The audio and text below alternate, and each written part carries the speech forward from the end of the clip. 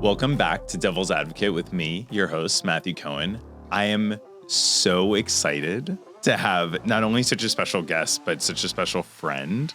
When I think about the first year in the business, you were one of the first deals I ever did. You were on the listing side, and I remember I'm going to talk too much about you because I love you, but you were one of the most kind brokers at the time, at like a time where you're like new and learning things, and I felt really like, fresh and whatnot, and you just were so amazing, and I was like, I have to know this person more, and we wound up doing multiple more deals, and you're the best. So this is Stacey Froelich for everyone out there. Thank you for having me.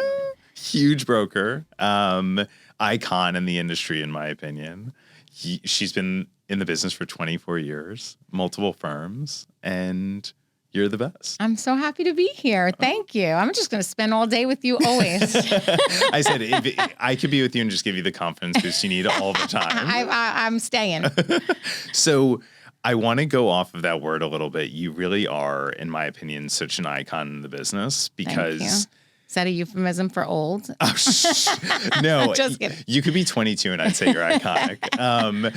No, because we talk about this so much, but there are so many brokers who are really top, really successful, but they're not kind.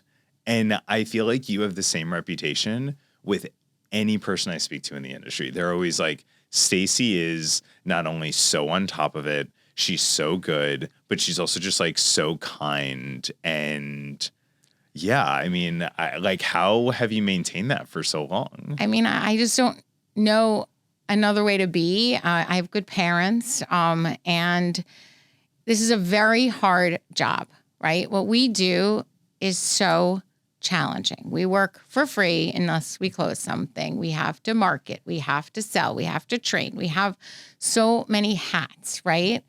So to do it in a way that's collaborative and fun and helpful to newer agents, or, just, I can't imagine throwing in something other than kindness into this process that is already so challenging. We're all doing our best, and some people are at different levels than others.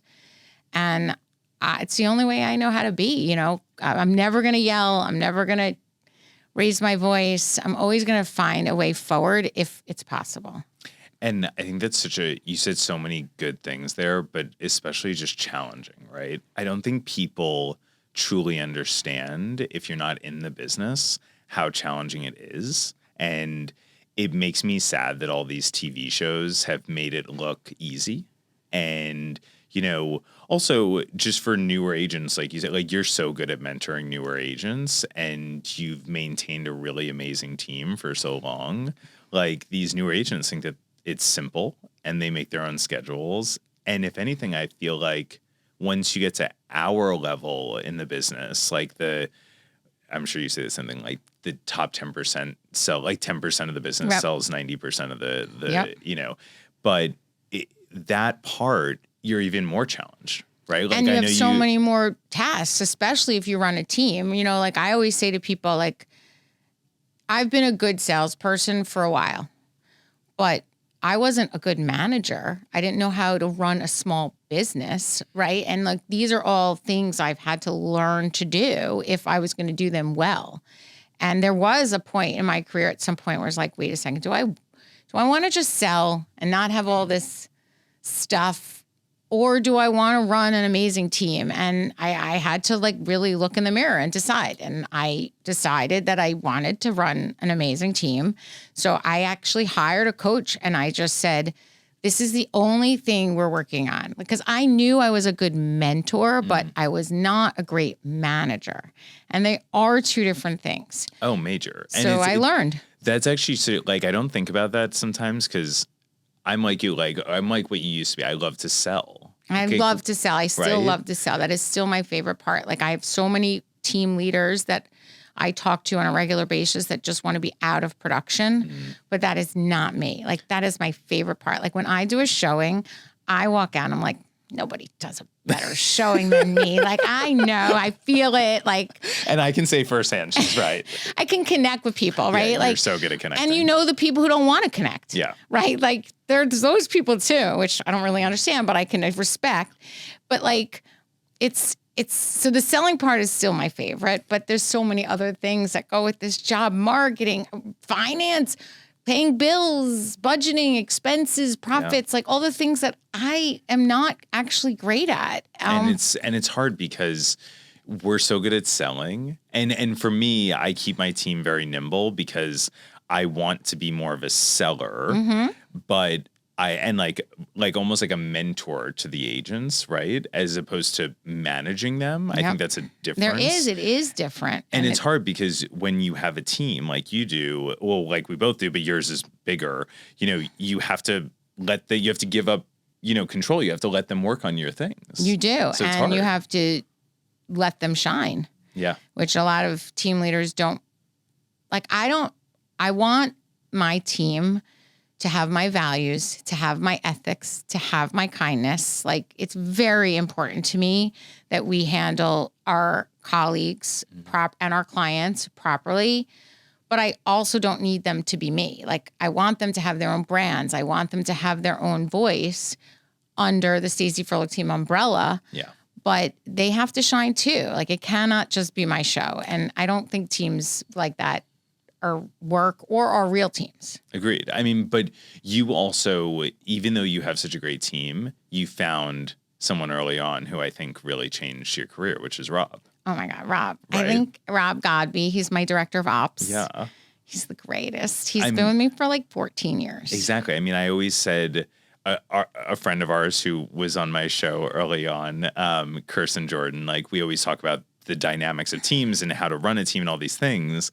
And we both agree that like having an amazing director of ops changes your whole everything. Yeah. And like literally I'm like, you're going to love this call. He's like, what? I'm like, someone sent me an email 3 weeks ago with this word in it. And I can't remember who. He's like, here it is.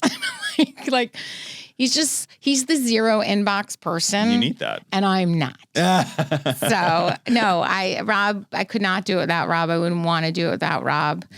We really built this together. And he is the best director of ops. Because whenever I mentor a new agent, I always say in this industry and what we do for a living, just like any, I think, career, the only way to be your best and to do a good job is to know what your flaws are and to know what your pros are, right? Yes, you have to know what you're good at. So like our cons go to Rob and my director of ops, Lexi. I can't save any files. Don't ask me to save a file. Like, I can't do that. I don't know where it goes. I can't save it. I just forward it to him and I know it's in the right place or he can find it. So exactly. No, I have to say, I don't have a huge team. So it's me. Yeah. And then I have 4 agents under me. I have Rob, who's my director of ops, and I have director of marketing. That's the team. So it's actually pretty small. Yeah, it's not that big. No, 5 of us selling. But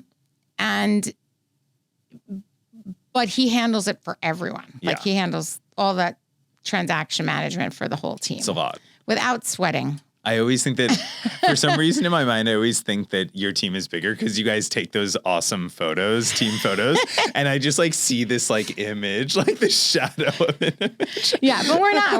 We're just everyone's just really tall. Like you have a lot of tall people. Yeah, on your Nick team. and Henry are very tall. Yes, exactly. But no, we're actually a pretty small team, 7 strong. That's fair. Yeah, and you can get away with that because you're selling. Because I'm selling. You like to sell. I love it. Honestly, I'm never going to stop. Yeah. Until they're like rolling me away, you know?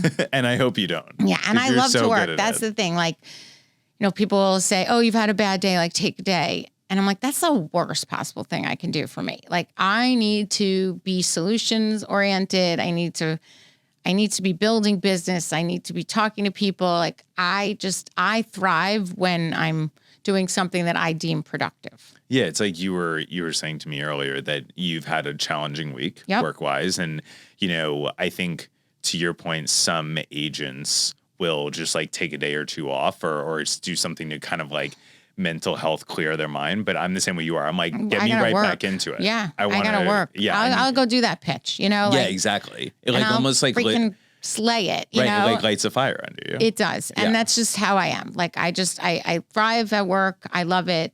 It's what I enjoy as well. That doesn't mean I shouldn't have a hobby. I definitely should find one. True. No, stop. You're a mom. I am a mom. I call that a hobby. It's you have a dog. Really not a very lucrative hobby. But you have a dog. I love my dog. Yeah, come on. Yes. You have hobbies. There's no hobbies, but I do have those roles. I am a mom. I have Sydney, who's going to be graduating from Syracuse Wild. this May. I remember when she went. Yes. And by the way, so many agents still say to me, I remember when you were pregnant with her. And I was really huge, so I really think that's why. But like, it's people still see me like that. And she's graduating from college. And then my little one, Jessica, is going to college in the fall. So that's a big transition.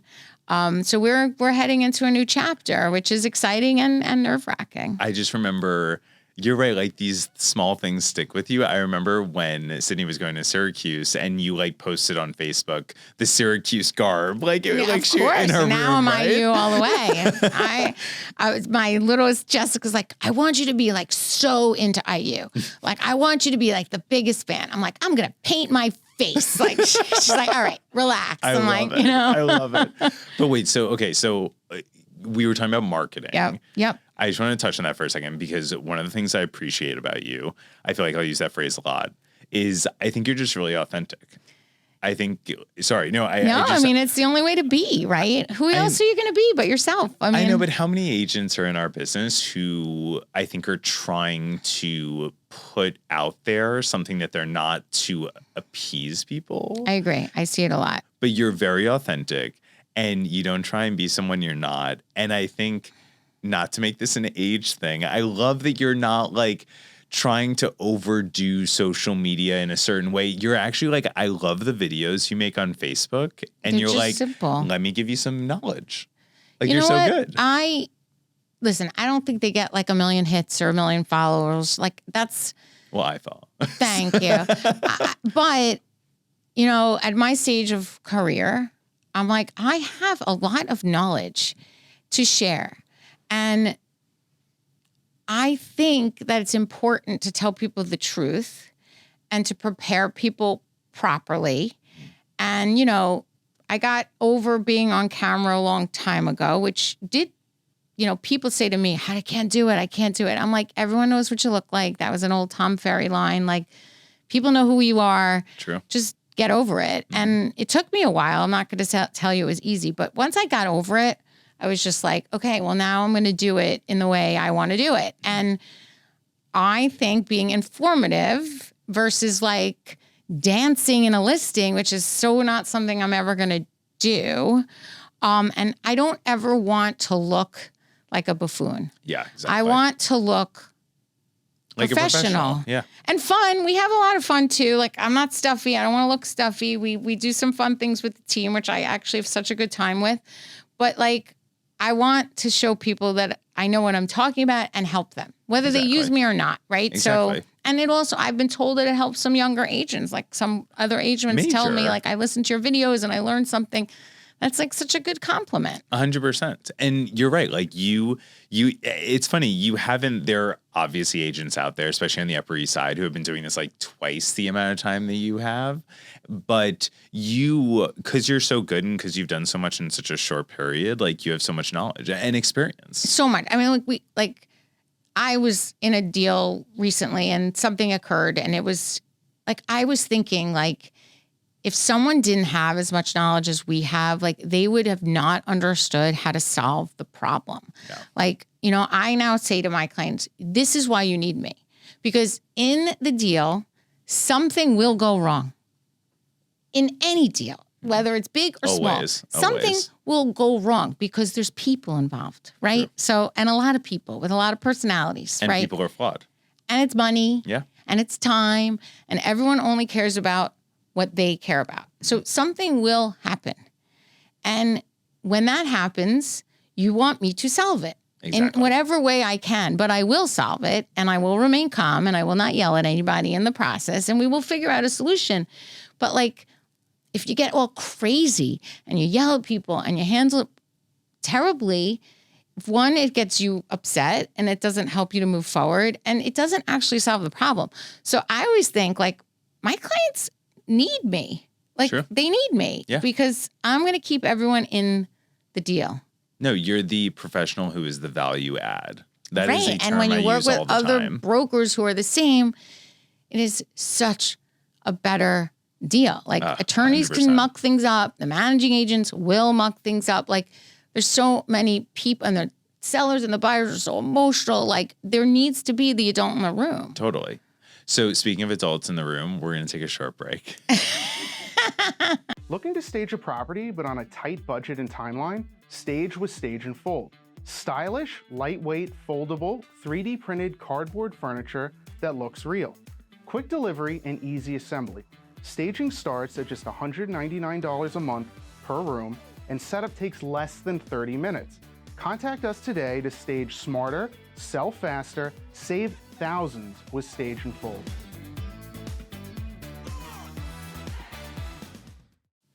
Welcome back.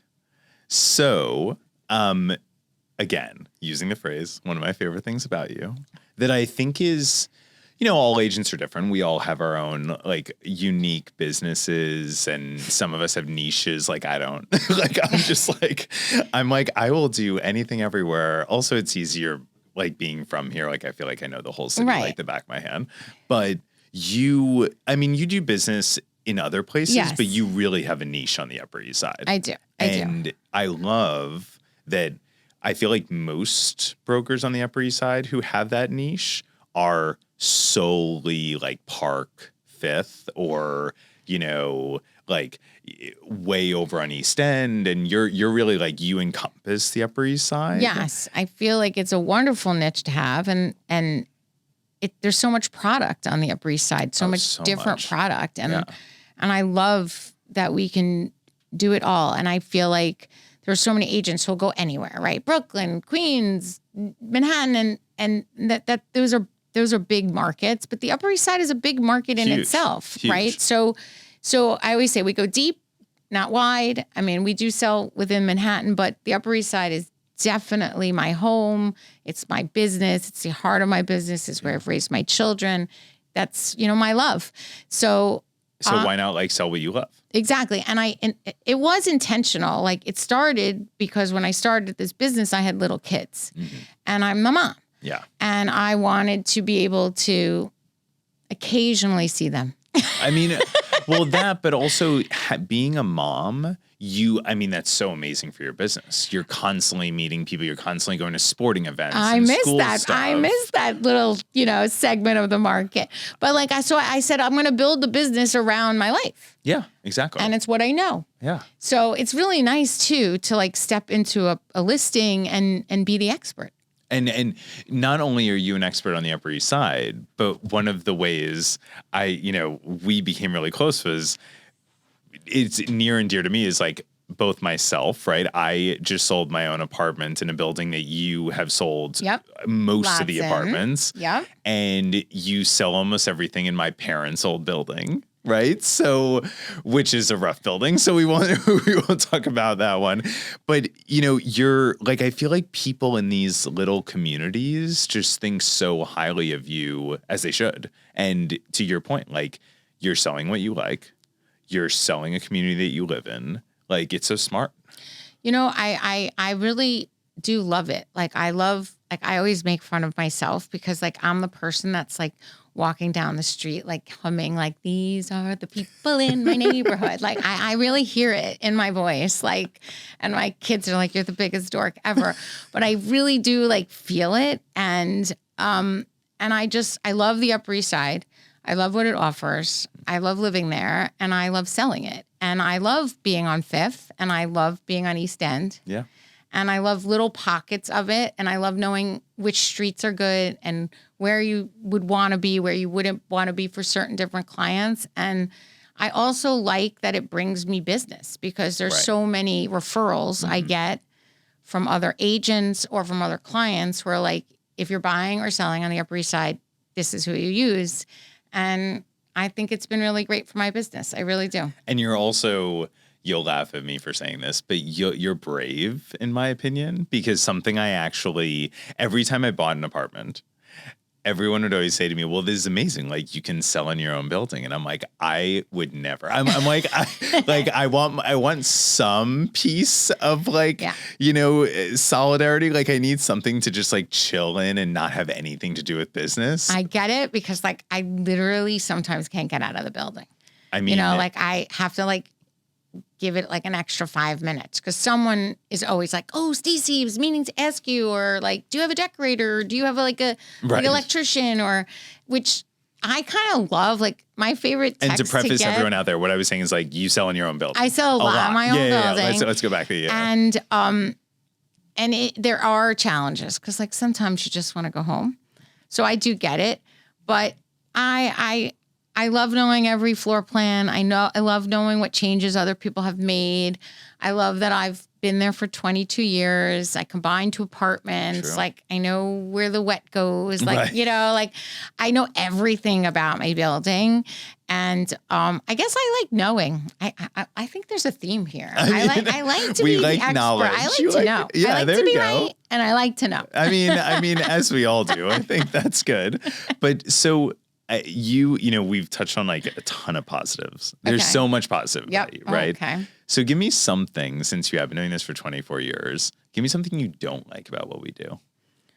I don't love the roller coaster, right? I'm pretty good at keeping myself level and calm, but it is an emotional roller coaster. One of the things I really don't love about our industry is that we work for free. I think it's unfair, right? We work for free. If something doesn't close, even though we brought it to a level where it should have and something messed up, we get nothing.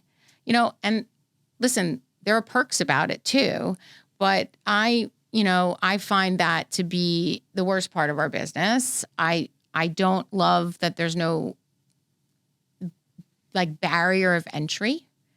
Like, anyone can get their license. Yeah. There's no interview process. There's nothing. Yeah. And like, that's why our industry has a really bad reputation. But like, in my experience over 24 years, the majority of agents are actually really ethical. Oh yeah. And really working their tushes off to make a dime. And I don't think we have any respect. And we should. I mean, I actually really believe this is an industry of entrepreneurs. And like, also like, think about it. What other industry can you be anyone you want to be? You can be female, you could be male, you can be gay, you could be straight, you could be older. Mm-hmm. You can be super young. Yep. Like, anyone can be successful in this industry if they have something, and there's a lot of different its. Like, no one has to be the same. Like, that is a beautiful industry. Like, Agreed. It should be celebrated, and it's really not. It's so the word you use. So an agent that I love, who also has the Upper East Side niche, is Catherine Tuckerman. Yep. Who we all really love. I think doing deals with her. She and I said, you have 2 E's in the business. Like, again, in the 10% who does 90% of the selling, you have 2 E's. You have ethical and ego. Unfortunately, brokers can be very ethical and still have the ego. Yep. And I think that, unfortunately, the ego sometimes overdoes the ethical side of that, and I think that also helps our industry's like bad reputation. I agree. And like, we all have to have a little ego, right? Like, right. But it's confident. Ego, you have to have confidence. You have to have confidence, but an ego that takes over, or like, I price an apartment, right? And pricing an apartment is an art. It's not a science, and we don't always know like how the market is going to respond. And so like, I say to my clients, like, I could have an ego and be like, I priced this apartment and I'm right.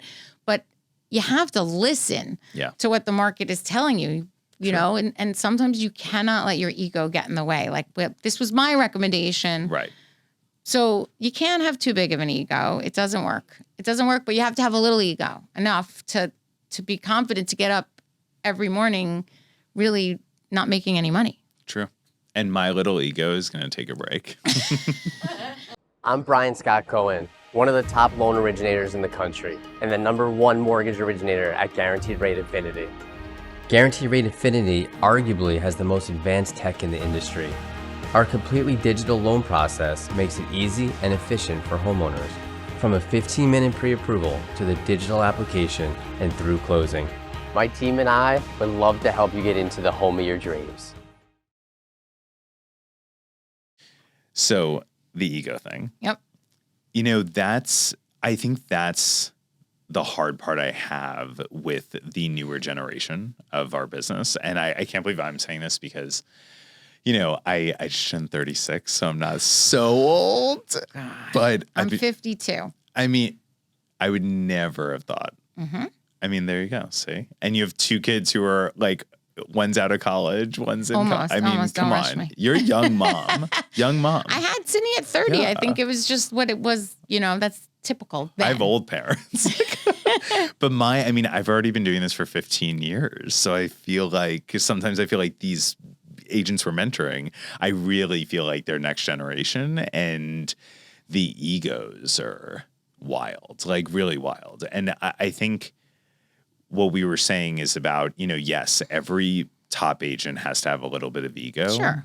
A healthy amount. Correct. Because you have to be able to, with a client, especially a seller, be able to have your own voice. Right. And be not confident. just listen to everything. Right. Because I always say the agents who just do whatever their seller wants is typically We're the not ones that are going to messengers. fail. Right. We're not messengers. We're educators. We're supposed to be the advisors. Yeah. Yeah. But you also have to have a little bit of, you know, you have to have modesty and be able to admit when you're not right. So true. Right. And I like what you said about the pricing thing, because I'll always tell a seller, you know, hey, this is the number we should be at. Right. Right. And, you know, this is what the comps say. This is what the market's doing inventory wise. But who knows what can happen? I don't have a magic 8 ball. I'm not an economist who's pricing your apartment. Right. So I always say my crystal ball is broken today. I like that. There's a crack in it. You know, like, I like that. Yeah. And it's, you know, I think the agents who don't say that because there's so much ego. I have to be right. Exactly. Those are the ones where you typically run into issues unless everything goes right. Right. Which never happens. Exactly. Or it's like so rare. Like I live for those moments. Yeah, like where like it all went well. Right. Ugh. Like I sometimes think about those agents who do these huge deals and it was like new dev easy. Well, new dev, you almost feel guilty. Like you're like, I didn't do very much, you know. I know. And they'll call me in 5 years and it'll be worth less. But like, you know. Yeah, I mean that's the problem, right? It is. But our clients are adults too, so we can advise, we can give them the information, we can give them the data, we can give them the advice, but ultimately, it's up to them. And I actually say that most. I don't know if you feel this way. I say that most to first timers because, like this morning, I had a call with first time buyers I'm working with, and I was like, "Hey," because they said to me like, "What would you do?" And I was like, "Well, we're different, right? Because like I love the east side, you love the west side. So, you know, I'm not. I like a Cobe and you like a condo or like, you know. And I said to them, I was like, all I can do is give you all the information. Right. And give you what I think is best, right? And you have to make your own decision. Because if I make that decision for you, honestly, that's way too much pressure on me. Also, my clients are always very surprised when I like try and talk them out of a deal. Right? Like, I'm like, this is not the right fit. Like, let's just go over what we discussed when we met, what you wanted, what you needed, what would be good for you. Like, this doesn't fit that in some way. Or if the financials aren't good. And I always say, ultimately, it's your decision. But like, I want to make sure that they know I have their best interests at heart at all times, even when it's not my own best interest. And also that strengthens your relationship. And it also, I think those are the clients who will refer you the most. 100%. Because you're just a normal person. Right. Like, come on, be a normal person. Right. Like, let's just like talk about your needs and if this works. And sometimes they're like, you're right. We did say that, but like now we've seen other properties and we've changed, and everyone can do that. But as long as I've said my piece, I can sleep at night. I think that's the trouble I have with agents who have been doing this a long time, who are at the top of the game, who, especially on the Upper East, Upper West, like these are people who I sometimes think they think they're God. And so then that is what kind of comes out in not only with the clients, but like with us as the other broker. It creates a lot of trouble, in my opinion. Yep. But I always say to my team and to my kids, we can only control our own behaviors. We cannot control the behaviors of others. So let's just always act the way we want to act and not let the other people control us. That's because you're over the 50 hump. Because as someone who's not, I still hate. I'm like, why can't people act like I do? Yeah, like, I always say, my team asks me, I say, let's feel bad for them. Like they have to walk through life being jerks. Like, let's just feel bad for them. I love that. Yeah. Honestly, I'm going to start doing that. You just gotta feel bad for them. Like, imagine you are in that person's skin every day. Oh, so true. You know, that would suck. But sometimes I'm also like, the ugliest people on the outside are like the best people on the inside, and vice versa. I'm like, unfortunately, in our business, I'm like, some of the most beautiful aesthetic agents are just the worst. The worst, yeah. And I'm like, sometimes I want to be in their skin. Makes it harder, Yeah. you know, because some of those people have a platform. Right, exactly. Without the knowledge. So speaking of, one of the last things I kind of want to touch on with you is, you know, you do have such good longevity in the business, and that's not easy. I wish more people understood that. I think, you know, when I look at our industry and I look at agents like myself who are, you know, mid to late 30s, early 40s, who are really good and have been doing this already for a long time, I really give like props to them, because it's hard. Like longevity is hard, and also longevity young is hard. 'Cause I mean, for so many different reasons, but number one, what do you think helped your longevity? And, you know, how did you ever feel burnout, and how did you kind of like handle that? Sure. I mean, I think we all feel burnout, right? There are moments. I think there's a few things. The first is I surround myself with the very, very, very best people. I have mastermind groups of agent friends who really are my lifeline when things are rough. And I always tell people to have a group, learn from them. I also feel like in this industry, what has made me successful for so many years is even as I get older, I am willing to change. I am willing to learn, and I am willing to grow. I actually crave it. So, you know, I always laugh like I don't see younger agents like attending as many like educational opportunities as I am still attending after 24 years in the business. Like I will go to anything, I think, and if I get one little nugget, it was worth it. So I think the ability to pivot and learn and grow and change at any age. I mean, when I think about how I started and all the technology that has changed and all the differences in the industry that have changed, there are many brokers who just could not handle it. True. And I was like, okay, it's new. I don't like new. I don't like change, but I'm going to embrace it. I'm going to learn it, and I'm going to teach it to my team. So I think that has been the biggest thing that has helped me to be successful long term. And I try and teach that to my team. Continue to learn, to continue to be curious. And what do you, I mean, like, see, it's funny. We're very similar, you and I, because we're not, you know, I feel like so many agents, like you touched upon earlier that we work so hard. So hard. Like we work so hard and sometimes can get nothing out of it, right? Yeah. Can not get paid. Lose money because you're spending money too. And I feel like not to speak negatively about other agents, but I feel like we're some of the harder working agents in the business, whereas there are a lot of agents out there who do very well who are like traveling to Europe every week. Right. And I also think you have to work hard, but also work smart. Oh, yeah. Right? Like there are people who are working hard at social media, but maybe that's not actually how you grow your business. So you have to figure out what you need, but also like where your business is coming from and work hard there too, not just outwardly so people see this image, Yeah. right? Yeah, So you have to be authentic to your you own have self. there's so many pillars, right, of this industry that you have to attend to, but you really have to figure out where your specific business comes from and really attend to it, right? Like my past clients, my sphere, that's where the agent community from other parts of the country, those are like my biggest referral sources. And yes, I'm going to do a video, and yes, I'm going to do social media, and yes, I'm going to do LinkedIn, and yes, I'm going to do all those things, but like I'm going to concentrate on my people more. Yeah. And I think everyone's different and there's no right answer, but you have to know and you have to figure it out. And you have to work hard and you have to work smart.